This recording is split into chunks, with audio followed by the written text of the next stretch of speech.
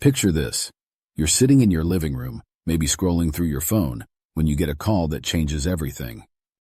Your wealthy uncle, the one you haven't talked to in years but always figured might leave you something, has died. You're sad, of course. But part of you is thinking about that inheritance, right? Maybe it'll help with the mortgage, or your kid's college, or finally give you that financial security you've been dreaming about. So you book a flight. Take time off work. Fly across the country to handle his estate. You walk into the lawyer's office expecting paperwork, maybe some family drama, nothing too complicated. And that's when they drop the bomb. I'm sorry, but someone else has already claimed the entire estate. A woman named Dinah Caldwell. She has a will that gives her everything. You've never even heard that name before. This isn't a Hollywood thriller. This actually happened.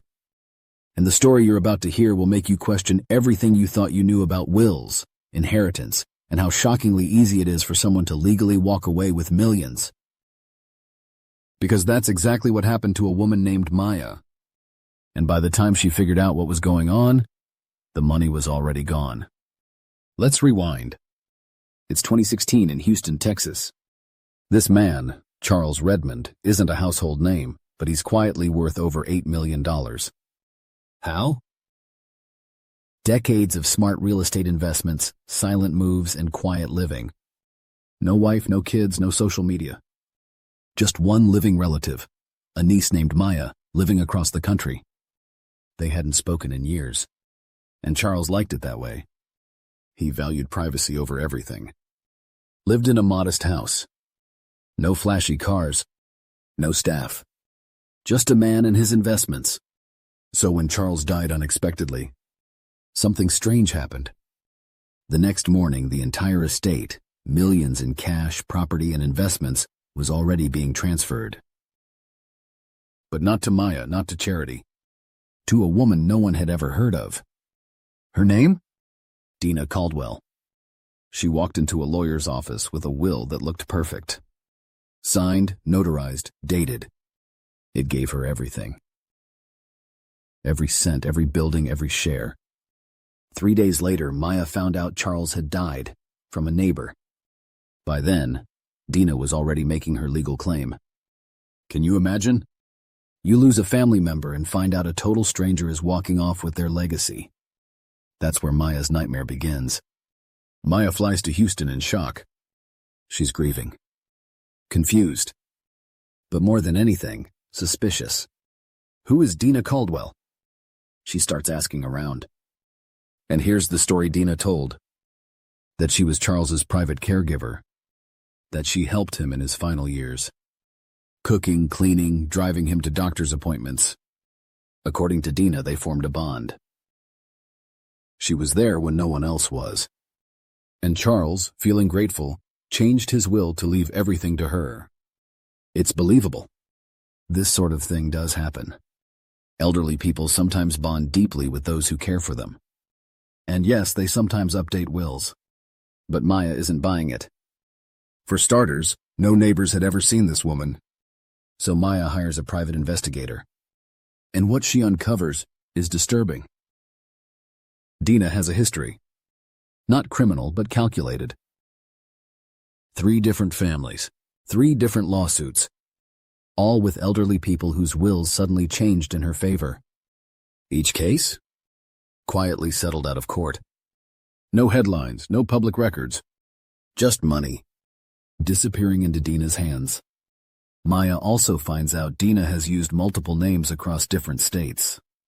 Sometimes Dinah Caldwell, sometimes Dinah Banks. No consistent paper trail.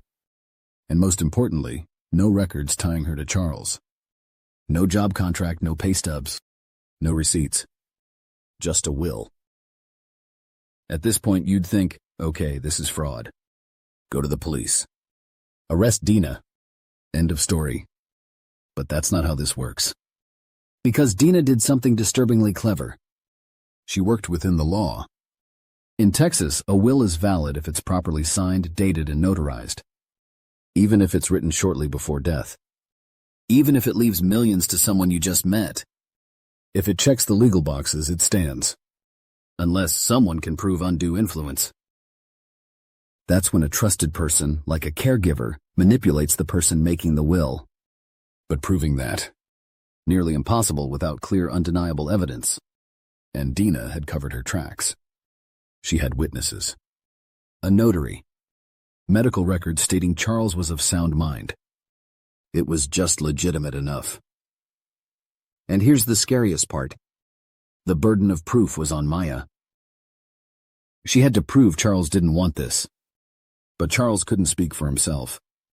And Dina had a signed will. So the court sided with her. Just like that, Dina Caldwell legally walked away with over $7 million. Let's pause. How can someone do this? How can someone legally walk away with millions? The answer? Because the system is built to honor final wishes. Even if those wishes seem odd. The law assumes if a person signs a will, they mean it. It doesn't ask why. It doesn't always question influence. And Dina knew this. She didn't forge a document. She didn't break into a bank. She created a paper trail. Got it notarized. Found just enough witnesses. And made her story believable. This wasn't identity theft. This wasn't hacking. This was legal manipulation. And that's what makes it so dangerous. Because if you play the system just right, it will protect you. Even if you're the one doing the stealing, Maya didn't win. She lost the case. Lost her uncle's legacy. But she didn't stay quiet. She told her story.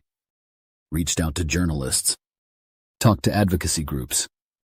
Eventually, lawmakers listened. Texas passed new rules, adding checks when caregivers inherit large estates. They call it the Caldwell Clause. Unofficially, of course. But here's the thing, Dina Caldwell was never charged. Never went to court. Never saw a jail cell. Because she followed the law, just well enough. And that's what makes this so chilling. There are people out there right now doing the same thing. Looking for elderly people with no close family. Building trust. Gaining influence. Waiting. This wasn't some email scam. It was slow. Personal, intentional. And it worked. So if you have elderly loved ones, check in. Know who's around them. Be involved. Because predators aren't always strangers in the dark. Sometimes they come with notarized documents and a smile. Let me know what you think in the comments. Do you think this was theft, or just someone smart enough to game the system? And if you want more real-life stories like this, don't forget to like and subscribe. This could happen to any family. And sometimes the most dangerous criminals never break the law.